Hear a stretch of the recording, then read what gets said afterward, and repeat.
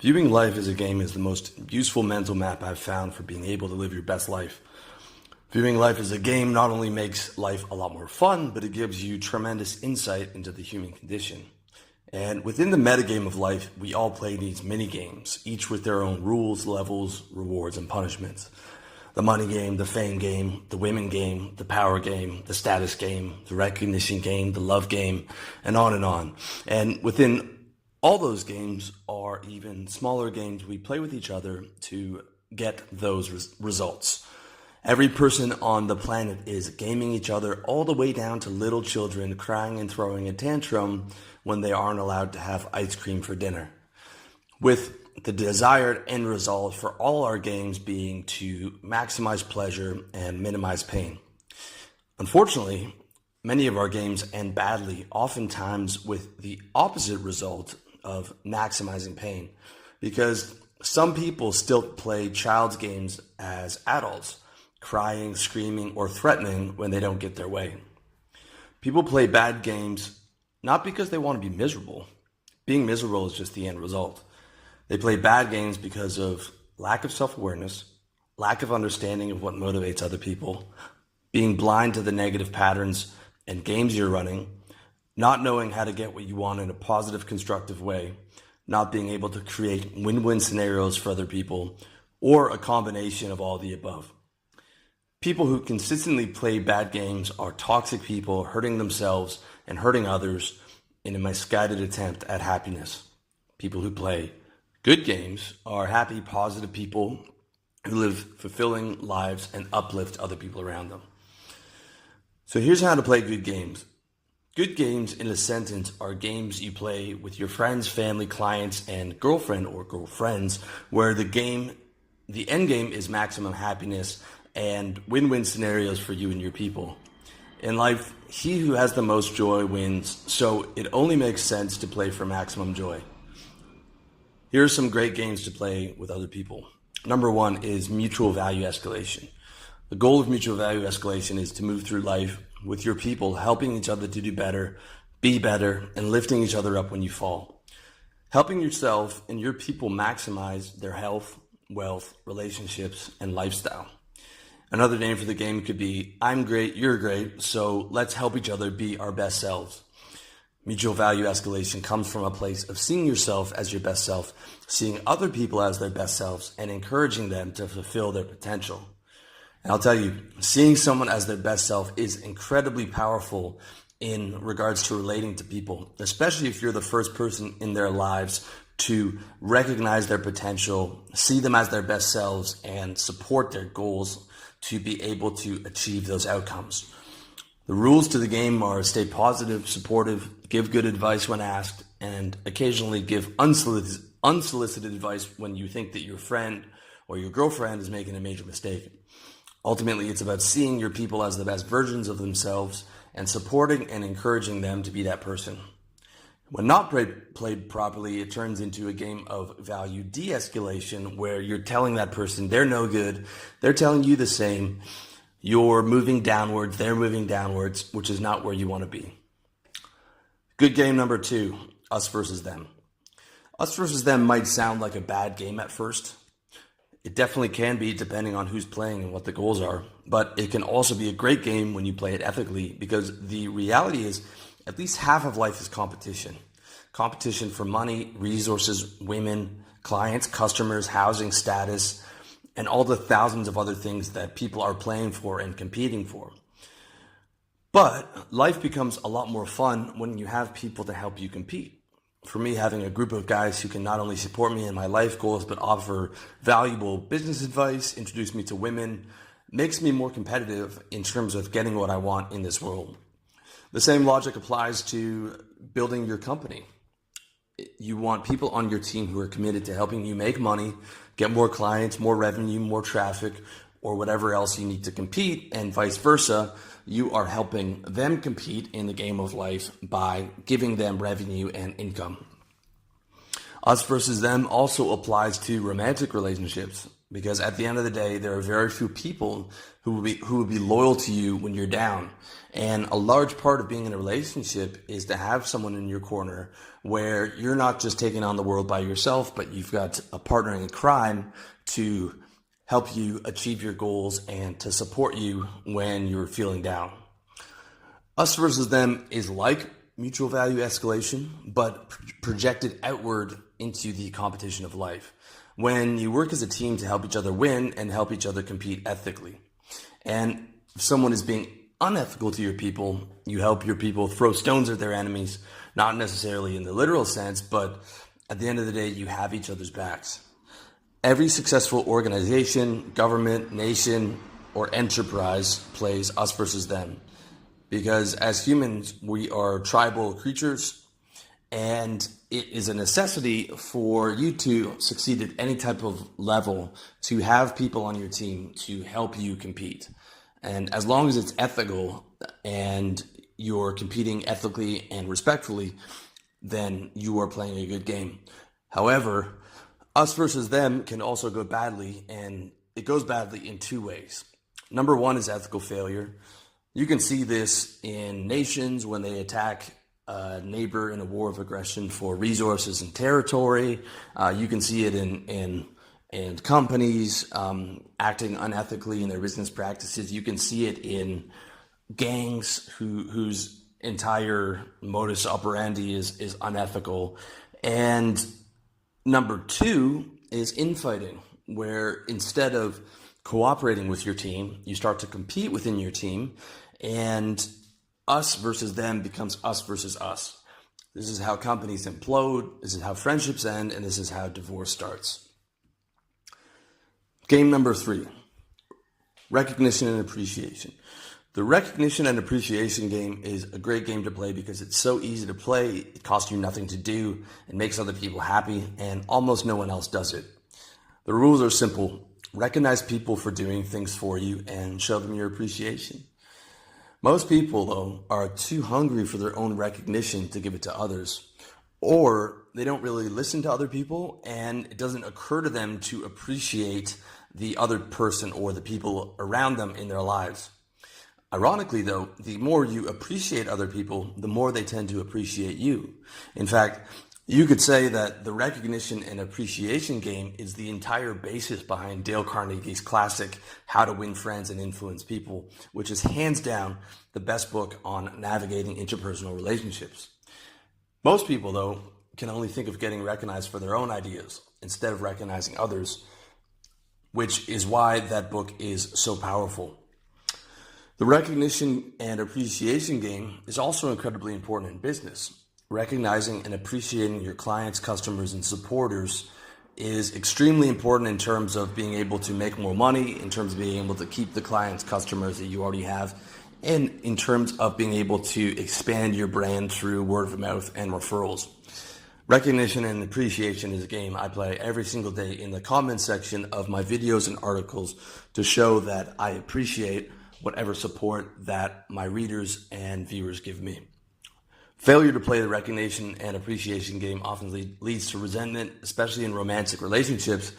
In fact, not being appreciated is probably the number one complaint from women about men, which can lead to women playing the I do so much for you game and you don't appreciate it, which leads to you getting your back up and playing the game. I'm not a mind reader. How am I supposed to know that you were upset or that you expected that from me? Or does everything you give me come with strings attached? And I guarantee you've been in that argument at least once with your mom growing up, with girlfriends.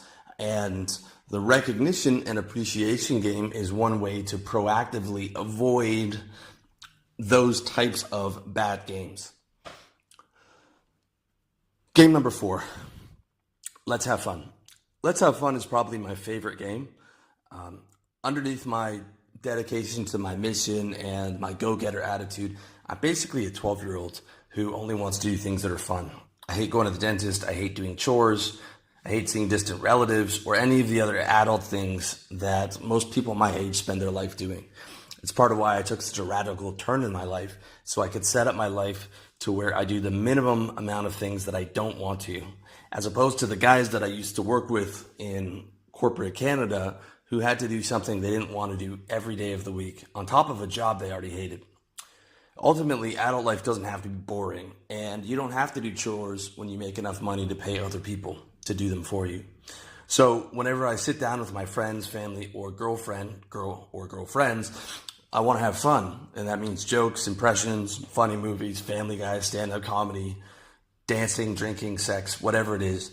Free time for me is either fun time, or if it's not going to be fun, then I'd rather be reading and learning and improving myself and gathering ideas for my next article, video, or course. And outside of time, that's free time. I'm working on my business or going to the gym or eating. So within my free time, I'm always thinking about what's fun, how do we have fun, and trying to bring a playful attitude to the people around me.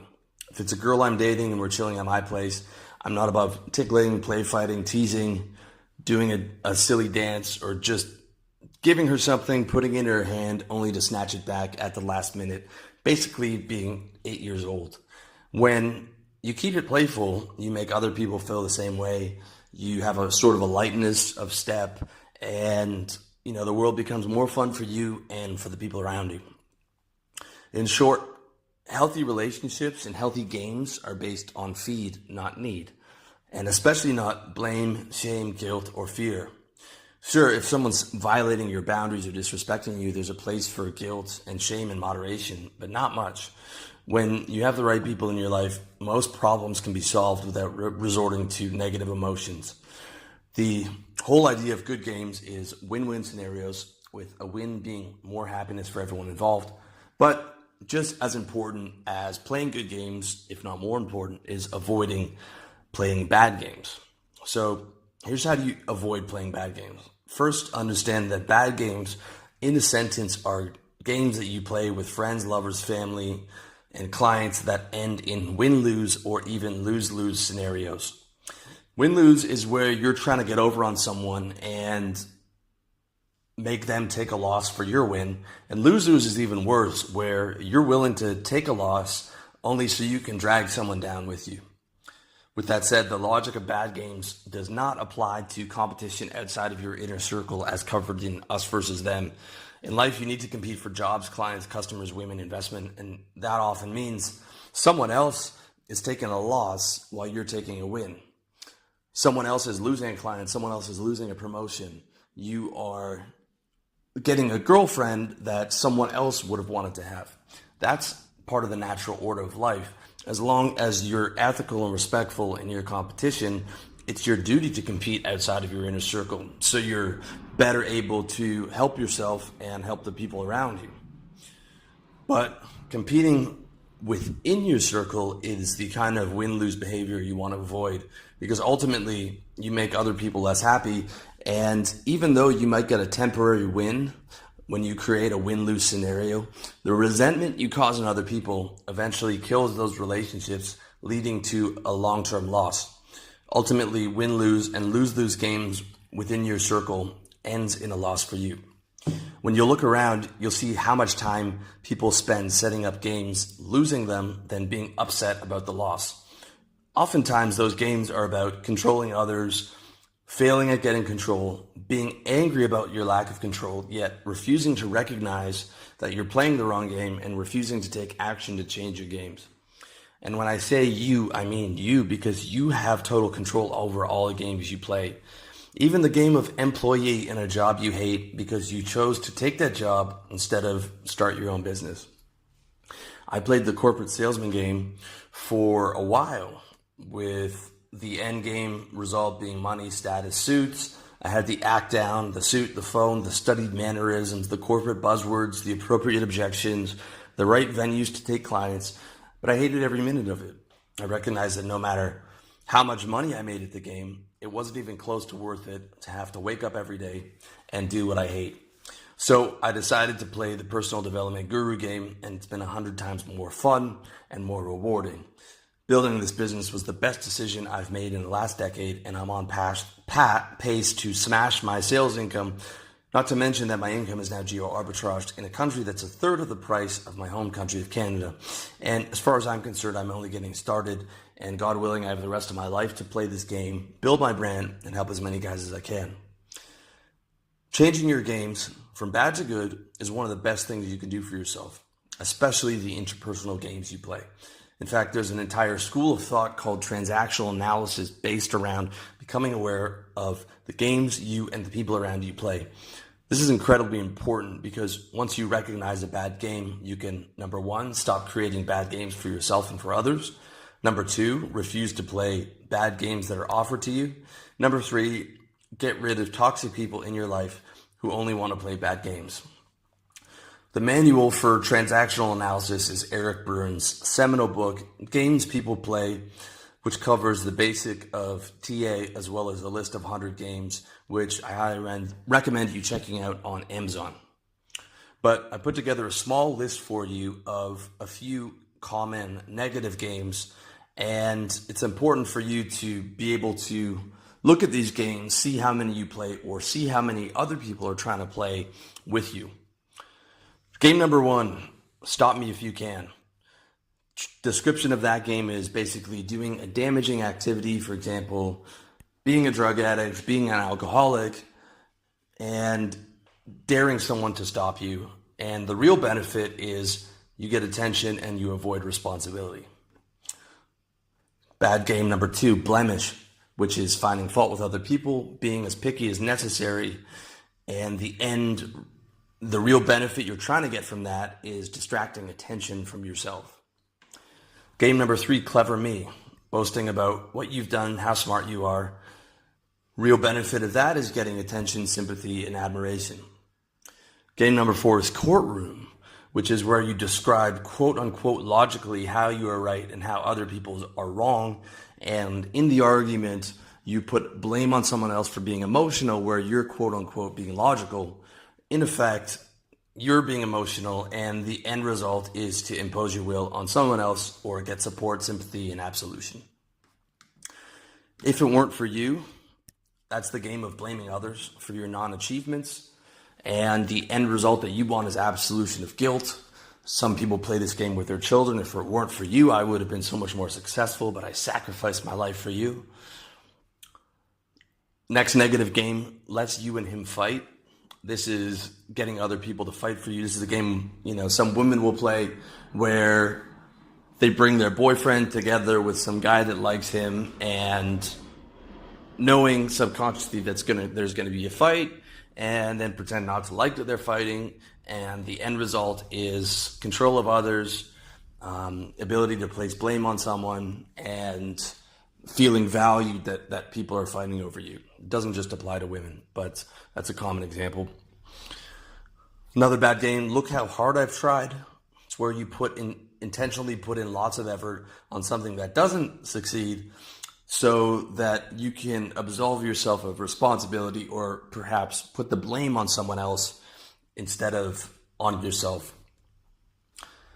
Next game, Now I've Got You, You Son of a Bitch. That's venting rage on someone and blaming them for it. This displaces anger and absolves you of responsibility. Next negative game is Poor Me. This is where you're displaying yourself as unlucky and helpless. You can recognize this game in the types of people who say, the only kind of luck I have is bad luck. They always have a sympathy story, and their end result is to be seen as a victim and to get sympathy and support. The next negative game is See What You Made Me Do. That's taking an action that's your choice and then blaming someone else for making you choose that action, when in reality, you chose that action because you wanted to do it. You blamed other people for your action, your problems, and the end result is to absolve yourself of responsibility and put guilt and blame onto someone else. Next negative game is Honestly, which is where you make empty promises, and the end result is you are trying to create a different reality for someone than what actually happened. It's like where someone's saying, starts a sentence with honestly, and the rest of the sentence that follows is dishonest. And it's the same reason that everyone lies, because life is hard and they want to create a different image of what actually happened in a particular scenario. The next game is Uproar, which is a violent argument with deliberate pressing of hot buttons where you are angry and you're deliberately digging into that person and deliberately pushing all the buttons that you know that are going to trigger them. And the end result of that is to sustain attention, to vent, and to put your anger on them and to put hurt on them. Yes, but is the game of providing objections to refuse help, and the end result of that game is maintaining attention and control. It's basically where someone asks for your help, and then when you give them answers, they have an objection for everything else. It's very similar to the game of Let Me Play Devil's Advocate, which is really where people want to break rapport, want to be able to maintain control over the situation, or they want to be able to get sympathy from you for their situation by showing you that there is no solution to the problem, exhaust you in your solutions, and to eventually where you give them sympathy and tell them it's okay not to solve the problem. Last game is Wooden Leg, which is acquire a handicap, real or imagined, and ham it up. Sympathy, avoidance of responsibility is the end result. The extreme version of this is Munchausen syndrome, where somebody fakes an illness to get sympathy, even all the way to the hospital. So Tolstoy in Anna Karenina said, and rightfully so, that happy families are all alike, but every unhappy family is unhappy in its own way. And that quote, also known as the Anna Karenina principle, applies to all people in all walks of life and all games. There are maybe a handful of good games that actually make you happier, and most of them I've already listed, but there are thousands of games that make you and the people around you less happy. The negative or bad games that I've listed are just a small fraction of the bad games that people play. If you truly want to be happier, it's your job to get rid of those negative games. So, in the spirit of honesty, from that small list of negative games, the bad games that I've played in the past but don't play anymore are Courtroom, where I would use my IQ and my logic to bludgeon people in arguments. Something I did with my mom growing up when we would get in an argument, or I would do it with a girlfriend, knowing that I had more horsepower, and would frame it under the banner of being logical, but really it was an emotional response filtered through my IQ and logic to emotionally hurt that person. The next negative game I used to play was Now I've Got You, where I would get revenge on people who wronged me. Now I just get revenge through being successful and being happy. They say that success is the best revenge, and that is exceptionally true. When you build your ideal lifestyle, build the business you want, get your life going where you want it to, you forget about everything that happened to you. And I mean, it doesn't mean you have to forgive people. It just means you don't care anymore. So it's just so easy to tune out, those negative thoughts and just focus on being more successful, which is its own revenge. The third game I used to play was Uproar. My mom had a temper, I had a temper. We spent a lot of time yelling at each other growing up, and sometimes I carried that onto my adult relationships with girlfriends. But this is something I put a lot of work into, and can proudly say that I've raised my voice 3 times in the last 5 years, which has been a major improvement. And in the next 5 years, ideally, I will raise my voice 0 times. So that's an area where I'm continually working on improving and have been improving on. The bad games I still play are Blemish, which is finding faults in others. Part of this is because I have high standards for myself, so I have a gut level reaction to people who don't take pride in operating at a high level, especially in traffic. When I see someone do something so stupid and so reckless to save 5 seconds off their driving time, my instinctual reaction or thought is, what an idiot, or some type of blame. With that said, I try and quickly reframe that with self-censorship and humility or compassion or whatever the best reframe is. Because when I'm angry, I suffer. And, I've done dumb things in my life. So although I might think something, I'm getting pretty good at the reframes, and I'm pretty good at keeping my negative thoughts about others to myself. And before I speak, being able to filter those negative thoughts into positive thoughts or constructive outcomes. But I do still play that blemish game in my head, at least on an instinctual reaction level. The second game I still play is Clever Me, also known as bragging. I admit I still brag with my friends, but I do it in moderation, and my friends are kind enough to indulge me. Ultimately, I don't see it as a big problem, and I do the same for my friends. I indulge them in their wins, and in fact, I encourage it. I want to be around guys who are proud of their accomplishments and confident about the future. I think, being able to tell people about your accomplishments and be proud of them is a good thing, but I think that you have to make sure you're doing it in moderation to the point where it's not obnoxious, especially if perhaps you're more successful than people around you. But for the most part, I've done a pretty good job of uprooting and getting rid of my negative games. As I said, I've raised my voice, less than a handful of times in the last 5 years. And I haven't had a real argument with a friend since I can remember. And I rarely, if ever, send the angry text or the angry email, which I used to do, or I haven't ended a relationship dramatically in the last 5 years. With that said, if I'm dating someone and I break up with them non-dramatically or where I'm maximizing the positive solution, sometimes that relationship ends dramatically, or that woman will try and pull me into a dramatic game, but I refuse to play that game, and will stop contacting that person. So that's one thing to remember, that just because you don't choose to play bad games, some people will still try and pull you into their bad games, and it's just as important not to play them yourself as it is to avoid them, or to remove people entirely who consistently want to play bad games.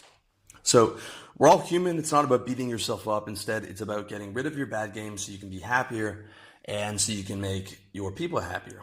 It's really worth your time to sit down and see what bad games you're playing and how to change them. So here's how to do that. Here's exactly how to play better games. First, I would recommend sitting down and running through all the negative games that you're playing. You can call them anything you want, but think about all the scenarios in your relationships that have made you unhappy in the past, and see what you're doing, see where your negative patterns are.